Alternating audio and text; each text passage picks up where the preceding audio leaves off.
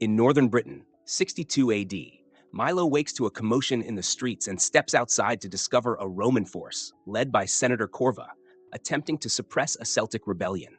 Distressed, Milo witnesses Roman soldiers capturing his father, the leader of their nomadic tribe. His mother tries to shield him, but in the chaos, she is pushed aside. In the confusion, Milo realizes he must hide to survive. He plays dead, avoiding capture as the Romans set fire to the settlement, leaving destruction in their wake. At dawn, Milo emerges from his hiding spot and is devastated to find the aftermath of the attack. With nowhere else to go, he wanders into the forest, where he survives the night beneath the branches of a tree. Eventually, he is captured by a trader who specializes in selling individuals into servitude. 17 years later, in Londinium, Milo, now a gladiator, arrives at an amphitheater for combat. The Greek patron Bellator, seeking a starfighter, watches as Milo demonstrates his skill against 3 Roman opponents. Impressed, the Greek arranges for Milo to fight in Pompeii, hoping to elevate his career and bring him closer to Rome. On the journey, Milo notices a beautiful young woman, Cassia, the daughter of a prominent Pompeii citizen. When their wagon gets stuck in a pit, Cassia asks Milo to help free a frightened horse. With compassion, Milo aids the animal, earning Cassia's admiration. Upon arriving in Pompeii, Cassia walks with her friend Ariadne, reluctant to explain why she left Rome. Meanwhile, Milo is confined in the gladiator quarters of the amphitheater, where he meets Atticus, the reigning champion. Atticus makes a friendly wager, guessing that Milo won't survive the night. Provoked by other gladiators, Milo ends up in a brawl, where he triumphs but spares the life of one of his opponents. Concerned for his new fighter, Bellator sends Milo to Atticus's cell for the night. As Vesuvius rumbles ominously, the ground shakes and a nearby lake churns.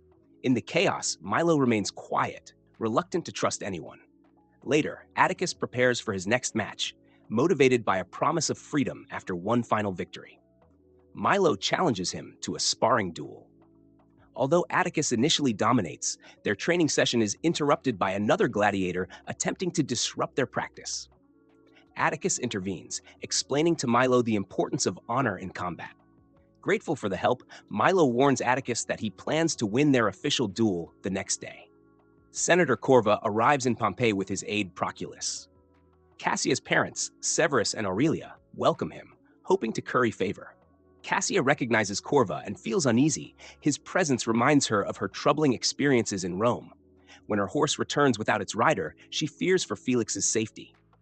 Later that night, Milo and Atticus reflect in their cell. Milo reveals the circumstances of his family's fate, while Atticus shares stories of his own lost family. They form a bond, establishing mutual respect.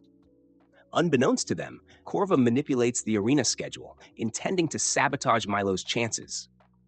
The next day, the amphitheater fills for a reenactment of the Celtic Rebellion. Milo, Atticus, and other gladiators are positioned to act their roles, surrounded by opponents dressed as Roman soldiers. Despite being outnumbered, Milo and Atticus fight fiercely, outmaneuvering their adversaries. Milo makes a bold move, shattering a Roman standard, provoking Corva's wrath. In the midst of the chaos, Cassia intervenes, rallying the crowd to support Milo and Atticus. She strikes a deal with Corva, her cooperation in exchange for her parents' safety. As Corva plans to secure his position, he orders Cassia to his villa for her protection. As Vesuvius erupts, panic spreads through the city. Corva insists on another show of strength, sending Proculus into the arena.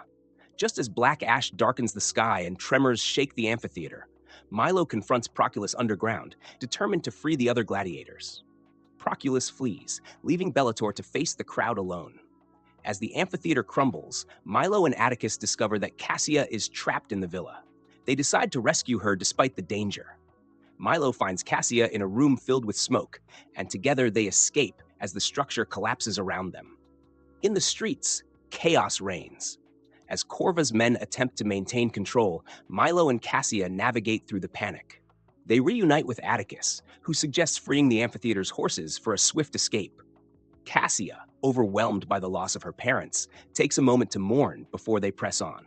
Before they can flee, Proculus captures Cassia and attempts to take her back to Corva. However, Milo and Atticus arrive just in time to confront Corva. Together, they overpower him, ensuring he cannot harm them again. As they attempt to escape the chaos, they realize the horse can only carry one of them. Understanding the urgency of their situation, Milo and Cassia share a heartfelt embrace, preparing to face the inevitable eruption together. Atticus, ever the champion, stands resolute amidst the turmoil, embracing his fate with dignity as the ash begins to engulf them all.